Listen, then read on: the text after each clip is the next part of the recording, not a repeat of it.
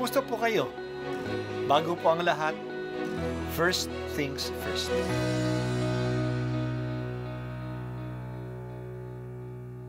Good morning po.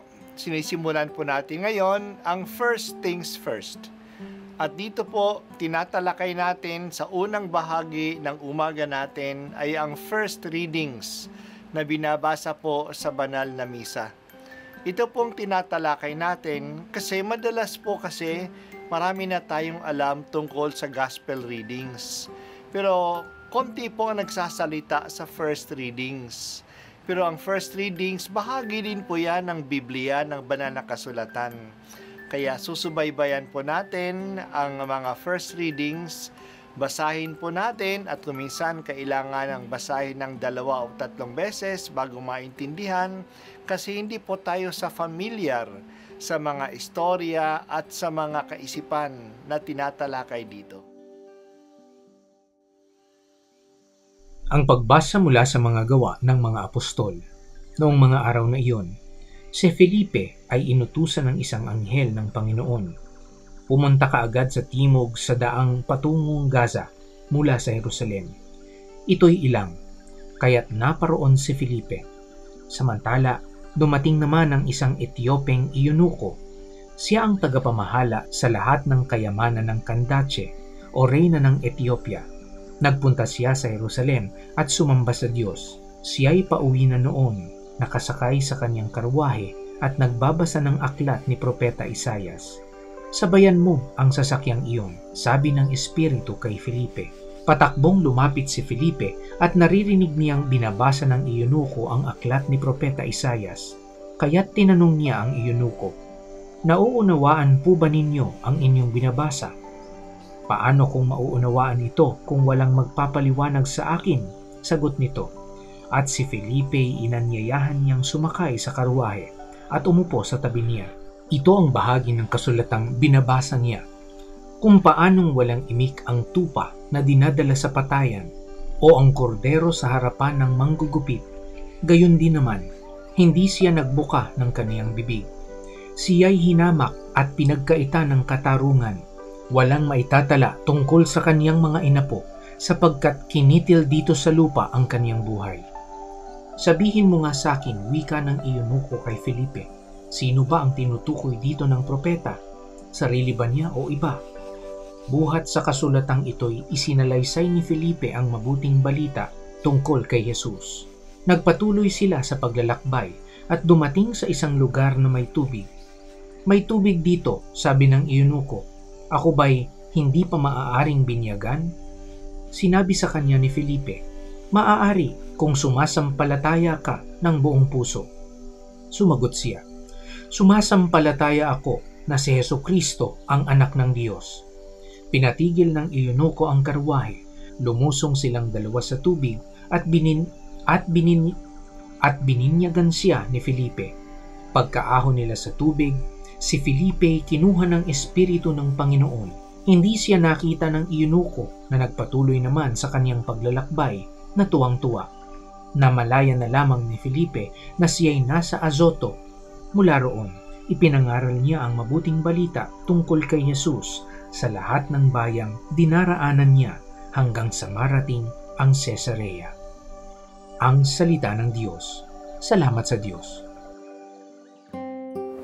Pagkatapos na pagsubaybay sa mga pangyayari tungkol kay Pedro at kay Juan, at pagkatapos sa pangyayari tungkol kay Esteban, ngayon subaybayan naman natin si Felipe, isa sa 7 deacons. Siya ay nagpahayag sa labas ng Jerusalem pagkatapos na patayin si Esteban. Nakapunta siya sa timog, papunta sa Gaza. Ito rin yung Gaza na may digmaan ngayon. Siya ay ginabayan ng Espiritu Santo tulad ng paggagabay sa ibang mga apostol. Inutusan siyang sundan ang karwahe na dumadaan dito. Nakalulan dito ang isang importanteng tao, isang mataas na opisyal ng reyna ng Ethiopia, isang bansa sa kabila ng Ehipto. Siya ang treasurer ng reyna. Hindi siya Hudyo, pero naniniwala siya kay Yahweh, sa Diyos ng mga Hudyo. Galing siya sa Jerusalem. Hindi natin alam bakit. May official business ba kaya siya roon? O nag-pilgrimage siya sa templo? Ang alam natin na siya ay may mataas na interes sa katuruan ng mga Hudyo. Kasi kahit nasa karwahe, siya ay nagbabasa ng Bible at gustong unawain ang sinasabi dito. Tumakbo si Felipe kasabay ng karwahe at tinanong niya kung naintindihan niya ang binabasa niya na galing kay Propeta Isaías. Inanyayahan niya si Felipe na sumabay sa kanya sa karwahe at piniliwanag ni Felipe ang kanyang binabasa at inuugnay ito kay Jesus sapagkat si Jesus ang katuparan ng mga propeta. Ganun na lang ang paliwanag ni Felipe sa kanya na siya mismo ay humingi ng binyag noong dumaan sila sa isang lugar na may tubig. Nakita ni Felipe na may pananalig siya, kaya doon mismo ay binyagan niya ang Ethiopiang ito. Siya ang unang hindi Hudyo na binyagan. Pagkatapos ng binyag, dinampot ng Espiritu Santo si Felipe at dinala sa Azotus. Tapos na ang kanyang misyon sa Ethiopian. Ito naman ay nagpatuloy sa kanyang paglalakbay pauwi sa Ethiopia ng buong kagalakan kasi tinanggap na niya ang magandang balita. Ayon sa tradisyon, siya ang nagsimula ng mga Kristiyano ng simbahan sa Ethiopia. Ang sagot ng Ethiopian official sa tanong ni Felipe kung naiintindihan niya ang kanyang binabasa ay, paano ko maunawaan ito kung walang magpaliwanag sa akin? Ito rin ang tanong ng maraming taong nagbabasa ng Bible.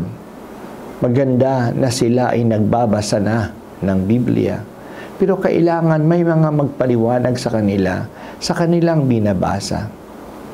Ang first things first ay isang pagsisikap na magbigay ng kaunting paliwanag sa banal na Biblia na binabasa natin sa ating mga first readings tuwing misa. Matagal na nating itong napapakinggan, pero dahil sa kadalasan, ang first readings ay hindi napapaliwanag sa misa, hindi natin ito napapansin at naiintindihan. Sana sa mga kaunting paliwanag dito, masolusyonan ang kalagayang ito kasi ang mga first readings ay salita din ng Diyos. Dahil sa sila ay galing din sa Bible, may sinasabi din ang Diyos sa atin sa pamamagitan ng mga readings na ito. Ipagpatuloy sana nating subaybayan ang first things first at akayin natin ang ating mga kaibigan at kakilala na makinig at manood nito. Magkaroon sana tayo ng interest sa mga first readings. Napakaganda, Panginoon, ng iyong ipinapahayag sa iyong salita, pero kailangan itong unawain. Magpadala kayo ng mga tao na magpapaliwanag nito upang kami ay tumuloy sa aming paglalakbay sa buhay na may tuwa na aming naunawaan at naisasagawa ang iyong salita.